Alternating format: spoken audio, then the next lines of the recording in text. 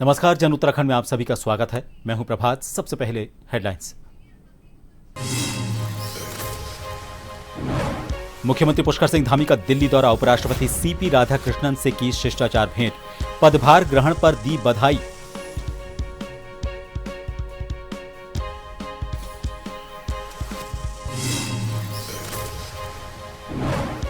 उत्तराखंड में मदरसों को मिलेगी नई मान्यता, राज्यपाल ने अल्पसंख्यक शिक्षा विधेयक को दी मंजूरी, कांग्रेस ने साधा भाजपा पर निशाना।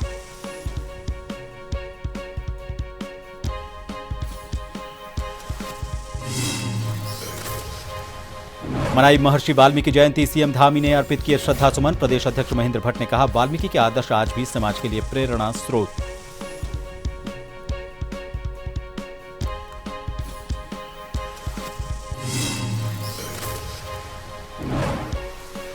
रुड़की में खाद्य सुरक्षा विभाग की बड़ी कार्रवाई, भगवानपुर में 1.5 क्विंटल मिलावटी पनीर बरामद, लैब जांच के लिए भेजे गए सैंपल।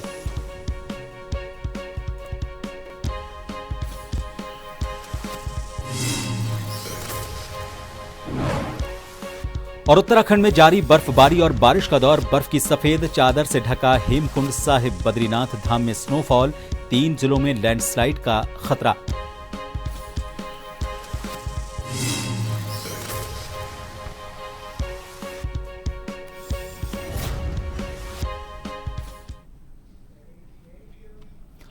मुख्यमंत्री पुष्कर सिंह धामी ने आज नई दिल्ली में उपराष्ट्रपति सीपी राधाकृष्णन से शिष्टाचार भेंट की। इस अवसर पर मुख्यमंत्री धामी ने उन्हें उपराष्ट्रपति पद का कार्यभार संभालने पर हार्दिक बधाई और शुभकामनाएं दी।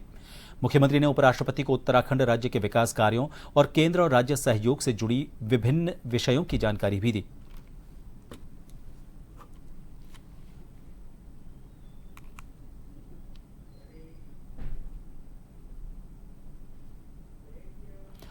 उत्तराखंड राज्यपाल द्वारा अल्पसंख्यक शिक्षा विधेयक को मंजूरी दे दी गई है, जिसके अनुसार प्रदेश के सभी मदरसों को उत्तराखंड अल्पसंख्यक शिक्षा प्राधिकरण से मान्यता प्राप्त करनी होगी।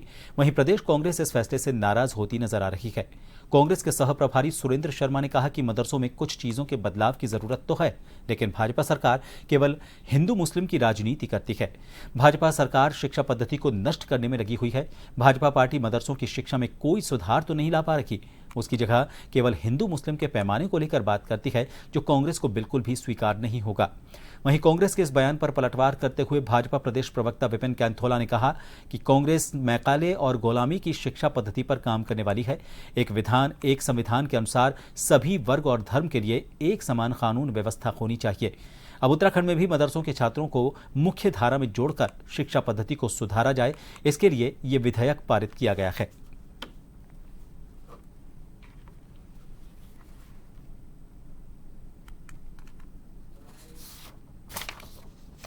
जो हमारी शिक्षा पद्धति है मदरसों में, ये ज़रूर है कि वो उन्हीं चीज़ों में मॉडिफिकेशंस, रिफॉर्म्स, ये चीज़ें करने की ज़रूरत है। लेकिन उस सिस्टम को पूरा का पूरा जो डिस्ट्रॉय कर रही है बीजेपी की सरकार, वो एक तरह से उसकी ज़रूरत नहीं है। वो और हमारा जो उनका शिक्षा का ढांचा है, शिक्षा का तंत्र है, उसको डिस्ट्रॉय करेगा। सरकार क्या करेगी? हिंदू मुस्लिम करने के लिए ये सब चीज़ें करेगी। वो नहीं चाहती है कि मदरसों को सही मायने से उनकी एजुकेशन का जो तरीका है, उनकी जो पद्धति है, उसमें कोई इम्प्रूवमेंट आए, वो बिल्कुल नहीं चाहती। ये कांग्रेस पार्टी तो मैकाले की शिक्षा पद्धति पर काम करने वाली कांग्रेस पार्टी है। ये कांग्रेस पार्टी गुलामियत की शिक्षा पद्धति पर काम करने वाली कांग्रेस पार्टी है। एक विधान, एक संविधान के तहत इस देश के अंदर सबको, चाहे किसी भी धर्म का हो, सबके लिए एक समान कानून होने चाहिए। इसको लेकर के उत्तराखंड के अंदर हमने जो है कानून लेके आए हैं, जो शिक्षा के क्षेत्र में, मदरसों के शिक्षा के क्षेत्र में है, उसको भी एक समान शिक्षा मिल सके, वो भी जो है उनके बच्चे भी मुख्य धारा में जो है शामिल हो सके। इन सब चीज़ों को लेकर के हमारी सरकार ने बहुत बेहतर कदम उठाया है और हम चाहते हैं कि जो मुस्लिम धर्म के लोग हैं, जो मदरसों में जो बच्चे पढ़ते हैं, वो भी जो है मुख्य धारा में जुड़े। महर्षि वाल्मीकि जयंती के पावन अवसर पर उत्तर प्रदेश सरकार की ओर से आज प्रदेश के सभी 75 जिलों में भक्ति, आस्था और संस्कृति के संगम स्वरूप विविध धार्मिक और सांस्कृतिक कार्यक्रमों का आयोजन किया गया। राजधानी लखनऊ में पर्यटन एवं संस्कृति मंत्री जयवीर सिंह ने अलीगंज में नया हनुमान मंदिर में आयोजित महर्षि वाल्मीकि कृत रामायण के अखंड पाठ का शुभारंभ किया।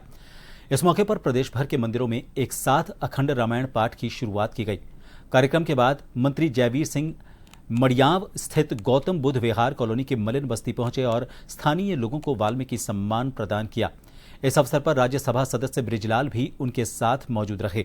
पर्यटन एवं संस्कृति मंत्री जयवीर सिंह ने कहा कि मुख्यमंत्री योगी आदित्यनाथ की प्रेरणा से महर्षि वाल्मीकि जयंती पर प्रदेश के सभी 75 जिलों में देव मंदिरों और महर्षि वाल्मीकि से संबंधित स्थलों पर रामचरितमानस पाठ, अखंड रामायण पाठ, सुंदरकांड, भजन कीर्तन, दीप प्रज्वलन और अन्य सांस्कृतिक कार्यक्रम आयोजित किए जा रहे हैं। ऐसे आयोजन हमारी संस्कृति और लोक आस्था को सशक्त बनाते हैं।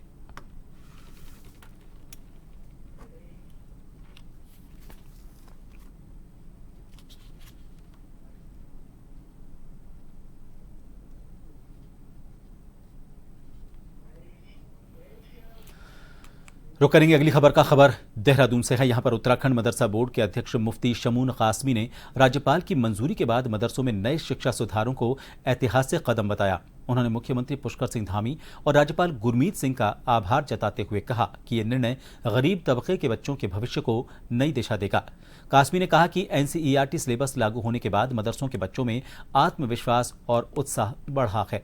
अब ये छात्र धार्मिक शिक्षा के साथ आधुनिक शिक्षा भी प्राप्त करेंगे, जिससे वो डॉक्टर, इंजीनियर, आईएएस और आईपीएस बनकर देश की मुख्य धारा में शामिल हो सकेंगे।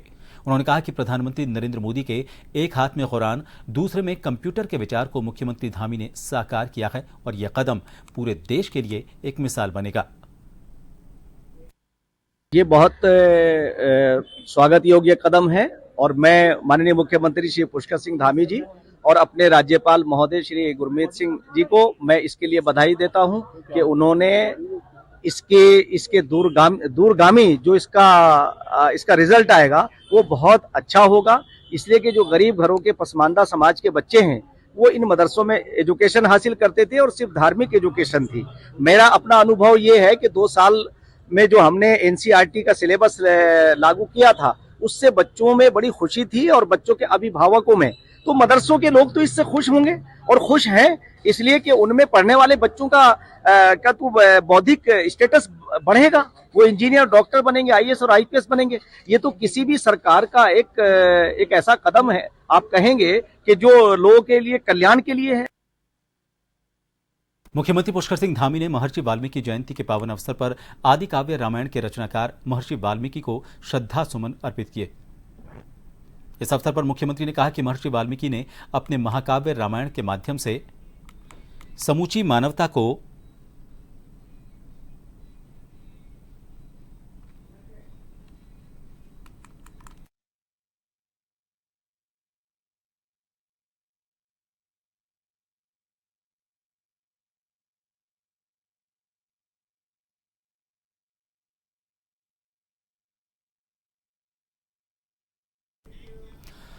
देहरादून में भारतीय जनता पार्टी ने महर्षि वाल्मीकि जयंती को श्रद्धा और उत्साह के साथ मनाया। प्रदेश अध्यक्ष महेंद्र भट्ट ने प्रदेश कार्यालय में आयोजित कार्यक्रम में कहा कि महर्षि वाल्मीकि उन महान ऋषियों में से एक हैं जिन्होंने मानव जीवन के कर्तव्यों और आदर्शों को रामायण के माध्यम से जन जन तक पहुंचाया। उन्होंने कहा कि पार्टी ने सभी जिला केंद्रों पर भी इस पर्व को भव्य रूप से मनाने का आह्वान किया। भट्ट ने कहा कि हर कार्यकर्ता को भगवान श्री राम के पदचिन्हों पर चलते हुए वाल्मीकि के आदर्शों को अपने जीवन में उतारना चाहिए। उन्होंने कहा कि ये रजत जयंती केवल एक उत्सव नहीं बल्कि समाज में समरसता, दया और प्रेरणा का प्रतीक बननी चाहिए।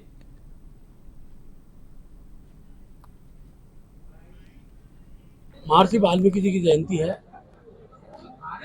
भारतीय जनता पार्टी द्वारा जहाँ प्रदेश कार्यालय में जयंती को हर्षोल्लास से मनाया गया, वही हमने अपने सभी जिला केंद्रों मंडल स्तरों पर भी महर्षि वाल्मीकि जयंती भव्य स्वरूप में हो, इस बात के लिए हमने सबसे कहा था। आज सब जगह कार्यक्रम हो रहे हैं। महर्षि वाल्मीकि उन ऋषियों में हैं जिन्होंने एक ऐसे ग्रंथ को, जो ग्रंथ मानव के व्यक्तिगत के भी अनेकों कर्तव्यों को उल्लेखित करता है। श्री रामचरितमानस में हर व्यक्ति के कर्तव्य समरसता, दया भाव, ये जितना उस कालखंड में त्रेता युग में जो लिखा गया था, वो त्रेता युग का वो जो भाव था, वो भाव कार्यकर्ताओं में निर्मित हो। मुख्यमंत्री पुष्कर सिंह धामी ने महर्षि वाल्मीकि जयंती के पावन अवसर पर आदि काव्य रामायण के रचनाकार महर्षि वाल्मीकि को श्रद्धा सुमन अर्पित किए। इस अवसर पर मुख्यमंत्री ने कहा कि महर्षि वाल्मीकि ने अपने महाकाव्य रामायण के माध्यम से समूची मानवता को प्रभु श्री राम के जीवन चरित्र, आदर्शों और मर्यादाओं से परिचित करवाया।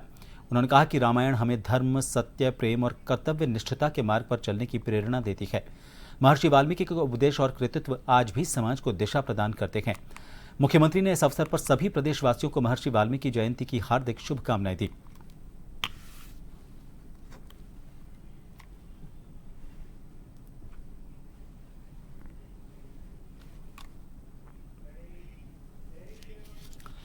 कैबिनेट मंत्री गणेश जोशी ने आज महर्षि वाल्मीकि जयंती के अवसर पर कालिदास मार्ग स्थित मंदिर में पहुंचकर महर्षि वाल्मीकि की प्रतिमा पर माल्यार्पण कर पुष्पांजलि अर्पित की और उन्हें नमन किया।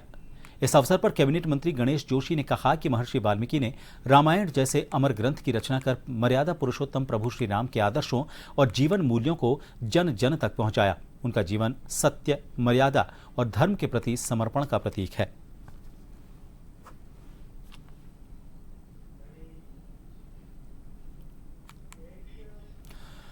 उत्तराखंड राज्य स्थापना के 25 साल पूरे होने पर पूरे प्रदेश में रजत जयंती सप्ताह धूमधाम से मनाया जाएगा। इस अवसर पर प्रदेश भर में कार्यक्रमों की तैयारियां जोरों पर हैं। इसी क्रम में हरिद्वार के जिलाधिकारी मयूर दीक्षित ने राज्य स्थापना दिवस पर आयोजित होने वाले कार्यक्रमों के सफल क्रियान्वयन को लेकर जिला स्तरीय अधिकारियों के साथ बैठक की। बैठक के दौरान जिलाधिकारी ने सभी विभागों को निर्देश दिए कि वो जन कल्याणकारी योजनाओं का लाभ आम जन तक पहुंचाने के लिए संबंधित योजनाओं का पूरा डेटा तैयार करें। उन्होंने कहा कि 3 से 9 नवंबर तक होने वाले कार्यक्रमों की पूरी जानकारी मुख्य विकास अधिकारी को उपलब्ध करवाई जाए। जिलाधिकारी ने नगर निगम, नगरपालिका, नगर पंचायत और जिला पंचायत अधिकारियों को विशेष स्वच्छता अभियान चलाने, सभी पार्कों और सार्वजनिक स्थलों की सफाई करने और महापुरुषों, स्वतंत्रता संग्राम सेनानियों और राज्य आंदोलनकारियों की मूर्तियों की सफाई सुनिश्चित करने के निर्देश दिए। देखिए, शासन के आदेश के अनुसार 9 नवंबर को जो हमारा 25 साल पूरे हो रहे हैं राज्य स्थापना के, उसका पूरा सप्ताह मनाया जाएगा। विभिन्न डिपार्टमेंट्स को डायरेक्शंस दिए गए, डायरेक्टरेट्स उनके शासन डिपार्टमेंट से भी और साथ ही जिले से भी मुख्य कार्यक्रम अभी हम प्लान कर रहे हैं। इसमें सभी डिपार्टमेंट्स को डायरेक्शन दिए गए हैं कि उनकी जो मुख्य योजनाएं हैं भारत सरकार की, राज्य सरकार की, उसके लिए अधिक से अधिक अवेयरनेस कैंप्स लगाएं, शिविर लगाएं और उसके साथ ही कुछ ऐसे कार्यक्रम करें जिससे कि हमारे जनपद की जो मुख्य विशेषताएं हैं वो लोगों को पता चल सके। बिहार विधानसभा के चुनावों की तारीख का ऐलान हो चुका है। सभी राजनीतिक पार्टियों ने अपने अपने प्रत्याशियों को मैदान में उतार दिया है। राज्यसभा सदस्य नरेश बंसल ने कहा कि बिहार के चुनावों से पहले होने वाली रैलियों और कार्यक्रमों में उत्तराखंड प्रदेश से भी कार्यकर्ताओं को भेजा गया है।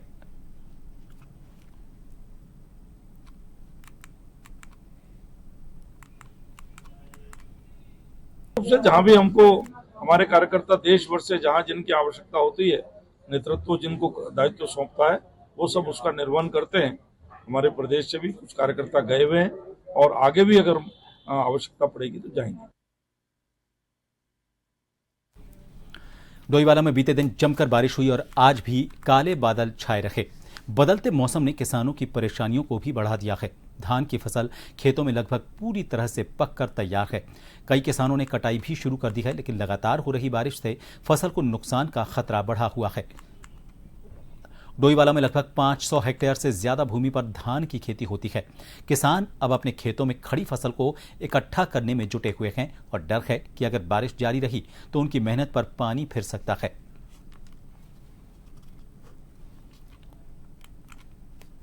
सर, बात ऐसी है कि गरीब भाई किसान लोग धान लगाते हैं, लागत बहुत ज़्यादा आती है, महंगाई बहुत ज़्यादा है। मैंने भी धान लगाया था, पौध हरी हुई, उसमें दवाई वगैरह सब गिरा, खाद भी गिरा है। कुछ तो पौध एकदम गल गई, वहीं कहीं रुक गई है, उसमें कीड़ा लग गया था। फिर मैंने स्प्रे की, उससे कोई फर्क नहीं पड़ा। उसके बाद जो थोड़ा बहुत धान हुआ भी है तो बारिश से बिल्कुल ख़त्म हो गया है, और जो धान कटे पड़े हैं उसका नुकसान हो गया है। और एक आध बारिश और पड़ गई बाई चांस तो धान बिल्कुल खत्म हो जाएगा। प्रदेश में जिस तरह से एक बार फिर से मौसम ने करवट ली है और डोईवाला में जो है बारिश हो रही है, कल जिस तरह से पूरे दिन डोईवाला में बारिश रही और एक बार फिर से मौसम जो है बारिश का बना हुआ है, तो वहीं मौसम विभाग ने भी बारिश को लेकर के चेतावनी जारी की है। वहीं जो किसान है वो इस बार एक बार फिर से परेशानी में पड़ गए हैं। किसान एक बार फिर से परेशान है क्योंकि धान की फसल जो है किसानों की लगभग पूरी तरह से पक करके खेतों में तैयार है। एक बार फिर से धान की फसल पर मौसम की मार पड़ने वाली है। किसानों की जो मेहनत है उस पर मौसम का पानी एक बार फिर नजर आ रहा है। लगभग कई किसानों ने जो है धान की फसल की कटाई कर दी है और कई किसान इसकी कटाई करने की तैयारी में है। किसान जो है इस वक्त जो उनके खेतों में पकी हुई फसल तैयार है उसे बटोरने में, उसे इकट्ठा करने में जुटे हुए हैं। किसानों का जो एक बार फिर से किसानों का मानना है कि मौसम की मार उनके ऊपर एक बार फिर से पड़ने वाली है। जन टीवी के लिए डोईवाला से आशीष यादव। करवा चौथ या करक चतुर्थी व्रत भारतीय संस्कृति का एक पवित्र पर्व है जो पति पत्नी के बीच प्रेम, विश्वास और अखंड सौभाग्य का प्रतीक माना जाता है। इस व्रत को खासकर महिलाएं अपने पति की लंबी उम्र और सुखी वैवाहिक जीवन की कामना के लिए करती हैं। शास्त्रों के अनुसार व्रत कार्तिक कृष्ण पक्ष की चतुर्थी तिथि को रखा जाता है। यदि तृतीय तिथि में चंद्रोदय नहीं होता और चतुर्थी तिथि में भी चंद्रमा उदित नहीं होता है तो व्रत अगले दिन रखा जाना चाहिए। इस साल करवा चौथ 9 अक्टूबर को तृतीय तिथि रात्रि 10:55 तक रहेगी। चंद्रोदय तृतीय तिथि में लगभग शाम 7:15 से 8 बजे तक होगा। 10 अक्टूबर शुक्रवार को चतुर्थी तिथि शाम 7:39 तक रहेगी, लेकिन चंद्रोदय तिथि के अंतर्गत नहीं आएगा। इसलिए शास्त्रों के अनुसार व्रत का पालन 10 अक्टूबर शुक्रवार को करना उचित होगा।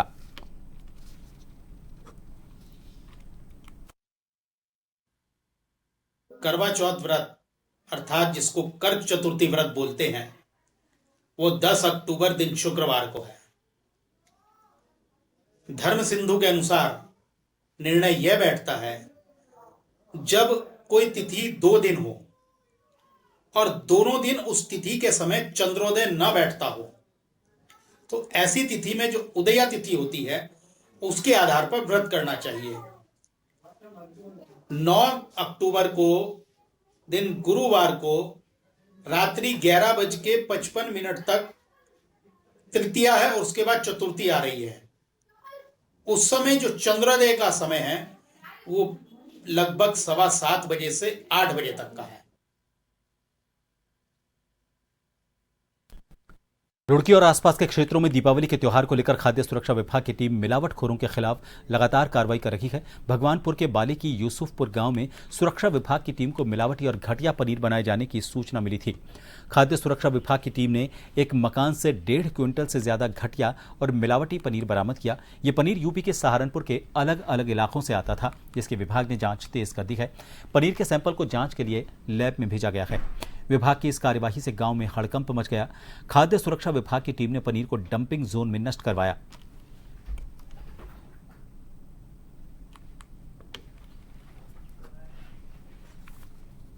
दृष्टिगत रखते हुए आज प्रातः 5 बजे के आसपास हमारी टीम द्वारा बाले की यूसुफपुर में टीम निरीक्षण में गई और वहाँ पे एक मकान पे पनीर पाया गया जिसमें कि लगभग 1.5 क्विंटल पनीर था जो सही स्थिति में नहीं रखा गया था और सप्लाई के लिए जा रहा था। टीम के द्वारा उसको सैंपल जांच के लिए भेज दिया गया और मौके पर उसको नष्ट कराने के लिए कार्रवाई की। ये वहाँ से सप्लाई हो रहा था उस गाँव से, लेकिन ये जो उनके द्वारा बताया गया कि ये जो पनीर है वो सहारनपुर साइड से आ रहा है, उनके द्वारा ये बताया गया है और हमें नहीं दिखाया गया है।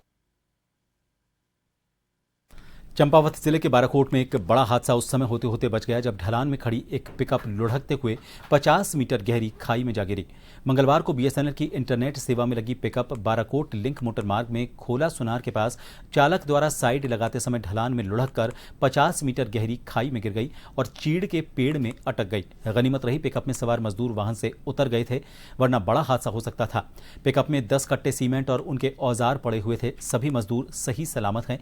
दुर्घटना की सूचना मिलने पर क्षेत्रीय ग्रामीण तत्काल दुर्घटना स्थल पर पहुंचे।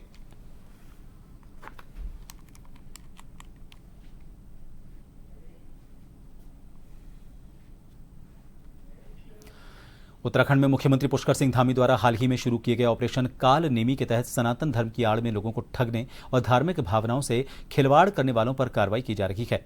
इसी बीच नैनीताल जिले के रामनगर क्षेत्र में सोमवार को एक ऐसा मामला सामने आया जिसमें लोगों को हैरान कर दिया।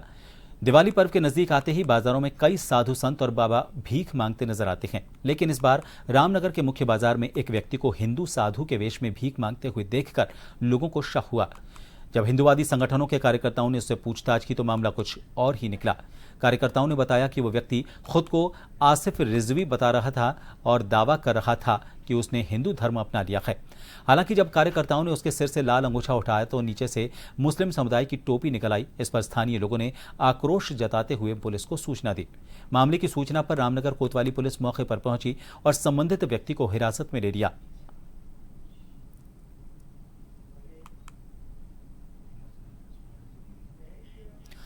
रुड़की में थाना पिरान कलियर पुलिस को हाईवे लूट के मामले में बड़ी सफलता मिली है। पुलिस ने 4 नकाबपोश बदमाशों को गिरफ्तार किया है जो हाल ही में हुई लूट की वारदात में शामिल थे। पकड़े गए आरोपितों ने लूट के मामले में बड़ा खुलासा करते हुए बताया कि इस घटना में दोस्त ही लुटवाने वाला था, जिसमें उन्होंने अपने निशाने पर लक्षित व्यक्ति को फंसा लिया। पुलिस ने बदमाशों के पास से लूटा हुआ माल बरामद किया है, साथ ही लूट के दौरान इस्तेमाल किया गया तमंचा भी कब्जे में लिया। जांच में सामने आया कि आरोपितों ने यह घटना महंगे शौक और नौकरी छोड़ने के बाद अंजाम दी थी। पुलिस मामले की गहनता से जांच कर रही है। आरोपितों की जल्द ही न्यायालय में पेशी की बात कही जा रही है।